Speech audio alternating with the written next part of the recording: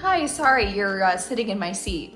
It doesn't have your name on it. I mean, it kind of does. It's on my ticket for this seat. Okay, well, no one was sitting here, so. Right, because I got up to go to the bathroom. I think there's an empty one over there. Okay, you're literally sitting next to my husband.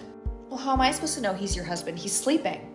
I don't see how that matters. Ma'am, would you mind taking your seat? We can't have the walkways blocked. Yeah, go back to your seat. I don't know who this woman is, but she just decided that she's gonna sit here, so I need her to move. Ugh, it doesn't matter where you sit. We're going to the same destination. Ma'am, can I see your ticket? I'm not able to do that. My ticket was set on fire. Okay, well, I have my ticket, and it says that I'm in this seat.